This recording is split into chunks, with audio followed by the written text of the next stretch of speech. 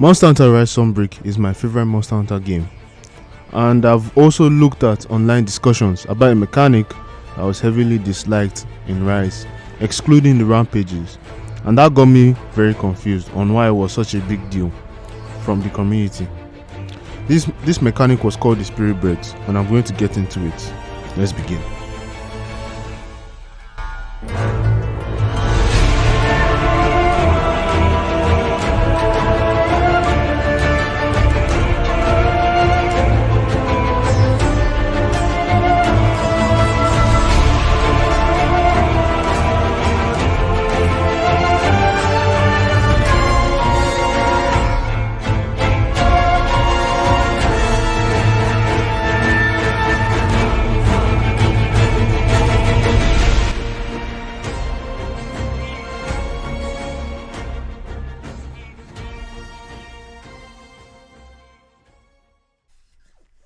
In Monster Hunter Rise, Spiribirds serve to enhance the player's core stats: health, stamina, attack, and defense.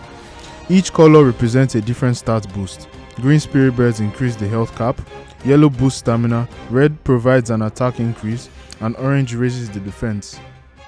These Spiribirds are scattered across every locale, except for the arenas, encouraging players to explore the environment. This exploration is further incentivized by the presence of other helpful endemic life, like hunting helpers, which can aid in hunts. Spiribirds are tied to petalaces, a type of equipment that determines how much benefit the player can gain from collecting these buffs. Depending on the petalace equipped, players can increase their maximum health by 50, 70, or 100 points, raising their health cap from the default 150 to values like 220 or 250. The same applies to stamina, attack, and defense, with each petalace offering a unique balance of stat scaling. This system rewards players who explore before or during a hunt. If a player is struggling against a monster, they have the option to pause and gather Spiribirds to increase their survivability and damage output, effectively allowing them to gear up mid-quest. In quest sets in single zone arenas, the game provides a rainbow Spiribird at the start. This special Spiribird instantly maxes out all 4 stats, eliminating the need for exploration in a space where it is not feasible, especially important in time-sensitive arena challenges.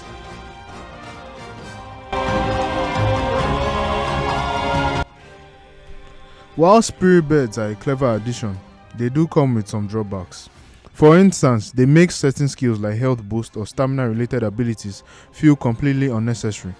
In the case of health boost, Spiribirds effectively negates the need for the skill altogether, basically rendering it obsolete. The Spiribirds also affect attack and defense stance, which become especially relevant for speedrunners, since these buffs are tied to field gathering. Acquiring them takes time, something speedrunners aim to minimize. As a result, the time spent collecting Spiribirds can negate the very purpose of a speedrun, even though the buffs they offer are substantial. Another issue is that for much of Rise and Sunbreak, monsters weren't initially balanced around Spiribird buffs, especially in the early to mid game. It wasn't until the late endgame content that monsters began to reflect an expectation that the players had gathered the Spiribirds. This shift turns what was meant to be optional and rewarding for exploration into something that feels more mandatory. In tougher hunts like emergency apexes, skipping Spiribirds can result in getting one shot, pushing players into a routine of scouring the map just to survive rather than freely preparing on their own terms.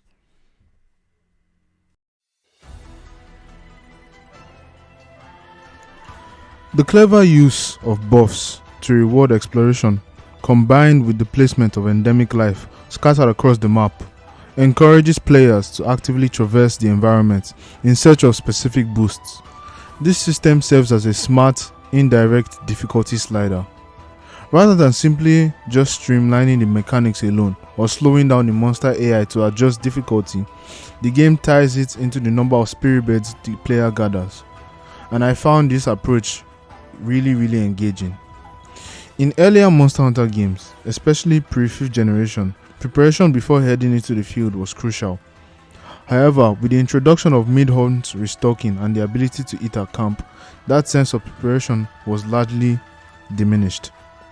This new system, however, where players gather buffs and interact with endemic life during the hunt, feels like a refreshing way to reintroduce that element of preparation into the field.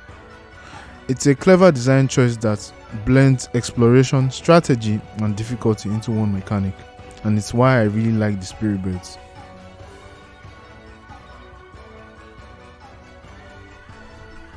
The Spiribird mechanic got a lot of backlash from the community. The complaints were so loud that in Sunbreak, Capcom added a skill called Spiribird's Call, which gives players automatic buffs over time so they don't have to gather them manually. But my issue isn't with Capcom changing the system, it's with how the community reacted. What people don't often realize is that Spiribirds acted like a hidden difficulty slider. If a monster was hitting too hard, you could take your time to gather Spiribird and boost your health or defense. If you kept running out of stamina, more yellow Spiribirds could fix that. Players could basically choose how easy or how hard a hunt felt based on how much they explode. This system gave casual players a way to prepare and survive without changing the core difficulty, with more skilled players who could skip the buffs and save time. But instead of treating it as optional, many in the community saw Spiribirds as something you had to do, especially in harder quests. The only group truly affected by this were speedrunners and meta-focused players, yet their opinions seemed to shape how the whole community viewed the mechanic. And this ties into a bigger issue, the Monster Hunters community's obsession with DPS.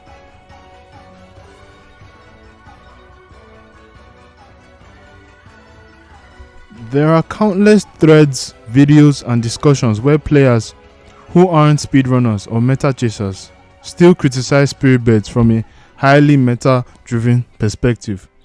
Complaints like "I am missing out on huge DPS" or "Spiribirds waste time" show how even casual players have adopted a mindset focused entirely on optimization. But Spiribirds weren't made for speedrunners. They were designed as a soft difficulty sliders and a way to reward exploration for the casual audience. The problem is, in a community so fixated on maximizing damage, the mechanics like these are often dismissed, not because they are flawed, but because they don't fit the dominant mindset.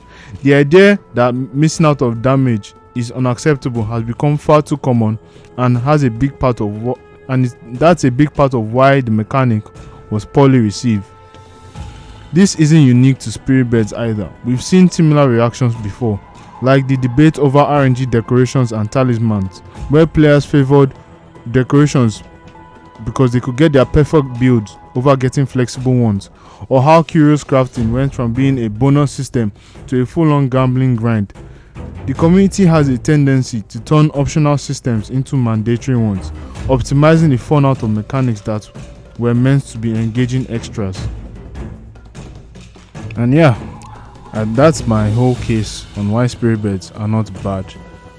It's just a mechanic that didn't gel with the community, and unfortunately I don't think it will ever return because of that.